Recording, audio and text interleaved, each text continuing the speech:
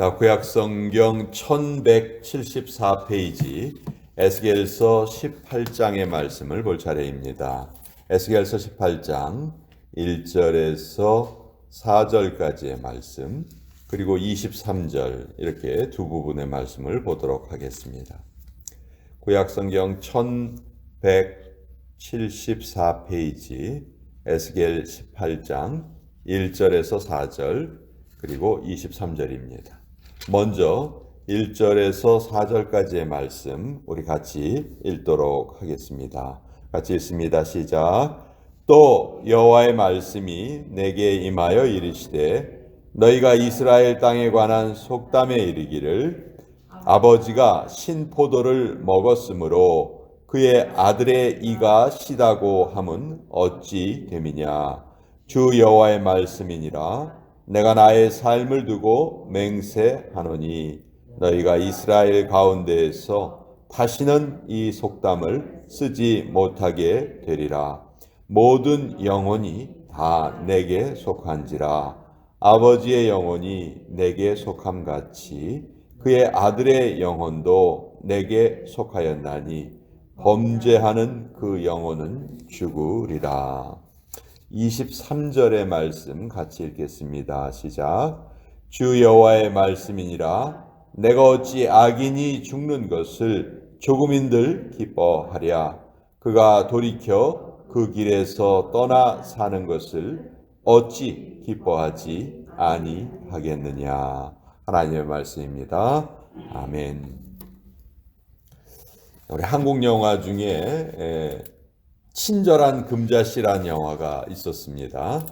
이영애라는 배우가 이 주인공 역할을 했는데 이 영화에 나온 대사 하나가 한때 크게 유행이 된 적이 있었죠.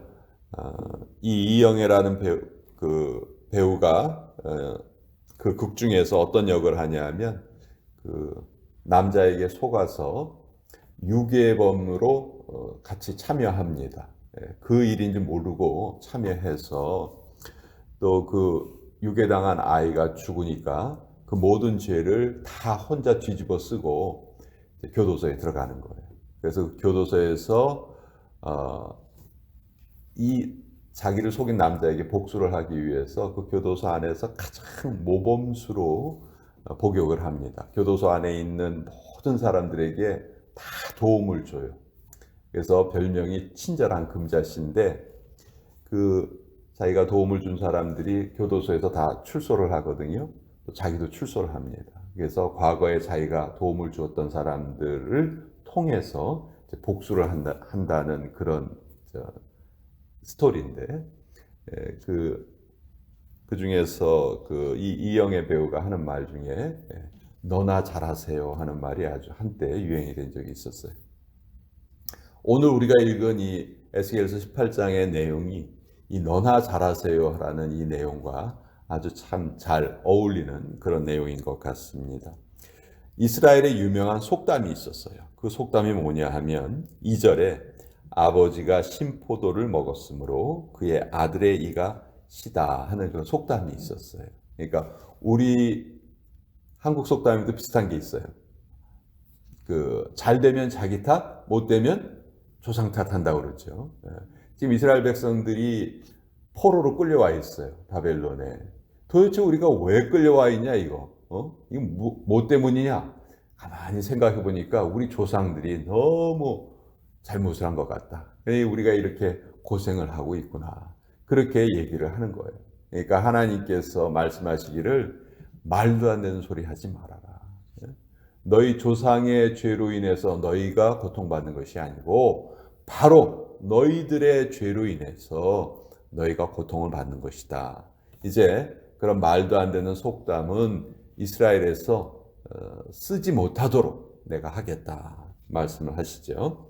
3절에 주 여호와의 말씀이니라. 내가 나의 삶을 두고 맹세하노니 너희가 이스라엘 가운데에서 다시는 이 속담을 쓰지 못하게 되리라. 모든 사람이 죄를 범했다면 그 죄의 대가를 본인이 짊어질 것이고 또 반대로 선한 일을 행했다면 그 선에 대한 대가도 본인이 받게 될 것이다. 물론 부모 자식 간에 어떤 영향력을 미칠 수가 있지만 그것이 절대적인 것이 아니다 하는 것을 지금 성경에 말씀을 하고 있습니다. 자, 속담이라는 것은 사람의 경험이죠. 사람의 경험을 통해서 대충 그런 경우에는 그런 일이 많아 하는 것이 속담이에요. 그렇죠? 근데 이것과 달리 우리에게 주어진 하나님의 말씀은 하나님의 뜻입니다. 우리 사람의 경험과 꼭 일치하지는 않아요. 그런데 우리가 하나님의 말씀에 순종하기 어려운 이유가 바로 여기에 있는 거죠.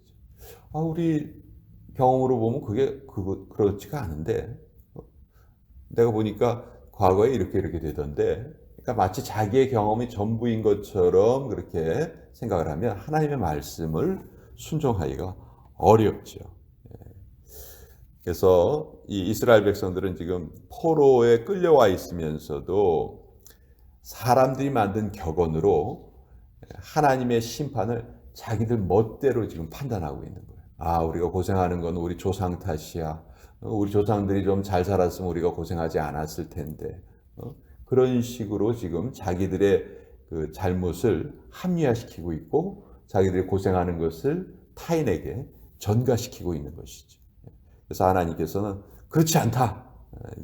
그것은 잘못된 생각이다. 이렇게 말씀을 하는 거예요. 그래서 성경은 이렇게 말합니다. 범죄하는 그 영혼이 죽을 것이다. 부모가 범죄했다면 부모가 죽을 것이고 그것 때문에 자식이 죽지는 않을 것이다. 반대로 부모가 선을 행했다고 해서 그 자식이 살아나는 것이 아니다. 만약 자식이 악을 행했다면 그 자식도 부모와 상관없이 자기의 죄를 자기가 감당하게 될 것이다. 지금 이것을 말씀하고 있어요. 그러나 하나님은 하나님의 본 마음이 우리가 읽은 23절에 너무도 잘 나와 있죠. 아마 성경 전체에서도 가장 은혜로운 말씀이고 하나님의 그 사랑을 가장 잘 깨달을 수 있는 말이 바로 이 말인 것 같아요. 우리는 누가 잘못해서 벌을 받으면 고소해야 합니다. 아이고 잘됐다. 근데 하나님은 공의의 하나님이시기 때문에 벌을 하시기는 하지만 그 하나님이 지으신 우리 인간들이 벌을 받는 것을 기뻐하지 않으시는 거예요. 너무 슬퍼하시고 하루라도 빨리 그 잘못에서 떠나서 하나님의 복을 받고 살기를 원하시는 것이.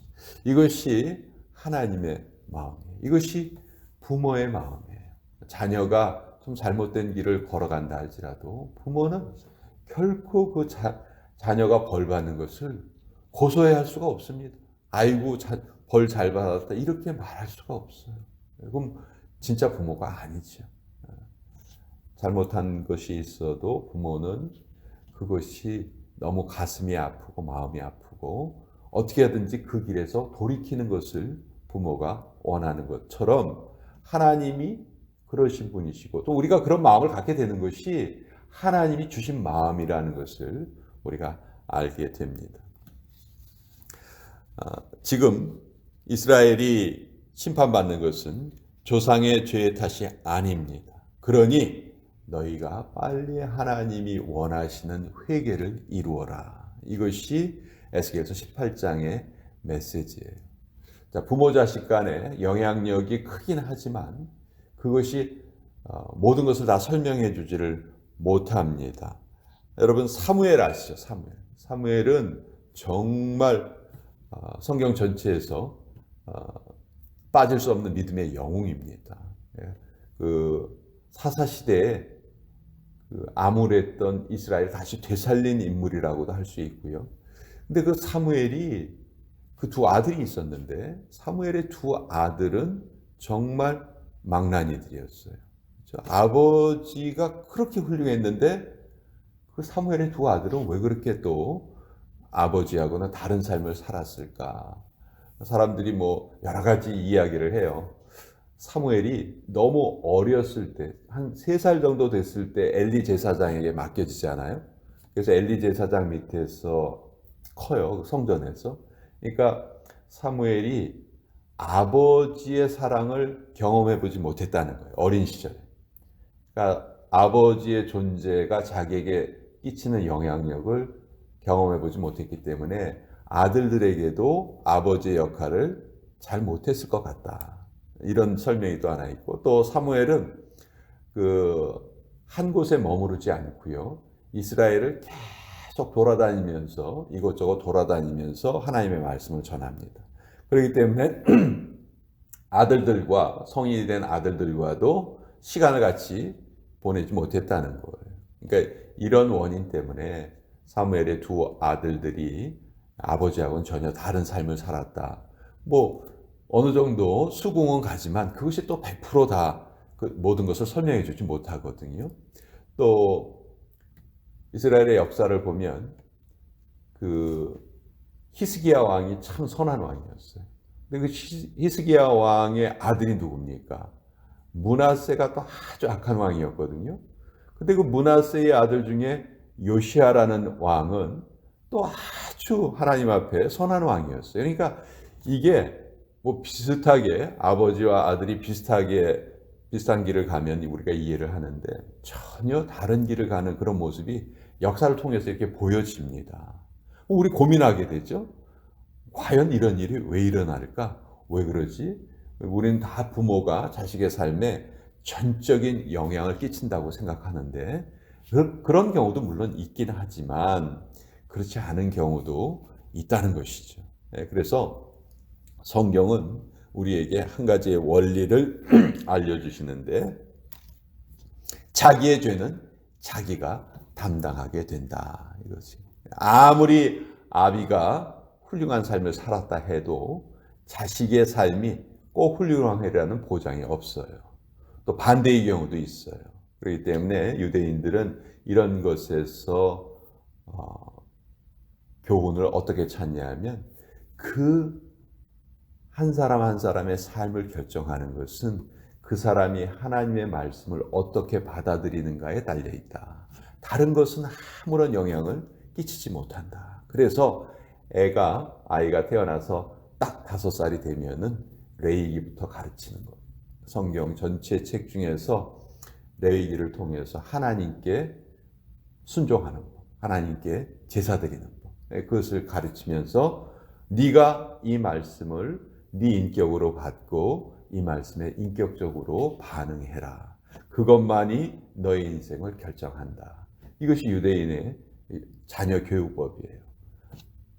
그러니까 부모가 어느 정도 영향을 끼칠 수 있지만 결코 완벽한 영향을 끼칠 수 없고 각 개인이 하나님의 말씀을 대하는 태도가 그 사람의 일생을 결정짓는다. 이것을 우리에게 알려주고 있죠. 그래서 제가 처음에 말씀드린 대로 너나 잘하세요 하는 그 표현이 정말 그게 참 우스개 표현인 것 같지만 정말 진리의 말씀이에요. 우리가 신앙생활 하면서도 다른 사람이 어떻게 믿는가 우리에게 절대적인 영향을 끼칠 수가 없습니다. 어느 정도 우리에게 도움이 될 수도 있겠죠. 그렇지만 내가 하나님의 말씀을 어떻게 받아들이는가가 가장 중요하다. 또 우리가 자녀를 키우면서도 최선을 다해서 좋은 영향력을 끼치려고 애를 쓰지만 그것이 완전하지 못하다는 거예요. 그 아이 스스로가 어떤 결정을 하는가가 가장 중요하다. 그럼 그 아이 스스로가 어떤 결정을 할 수 있도록 우리가 어떻게 영향 끼칠 수 있는가? 그것은 기도밖에 없다는 것이죠. 아무리 잔소리를 많이 해도 아무 소용이 없고 기도하는 것 외에는 그 아이가 하나님의 말씀을 받아들이는 태도를 바꿀 수 있는 것이 없다. 그것이 우리가 성경을 통해서 알게 되는 그런 진리의 말씀들입니다. 오늘 이 말씀 같이 여러분과 함께 나눠 보았습니다.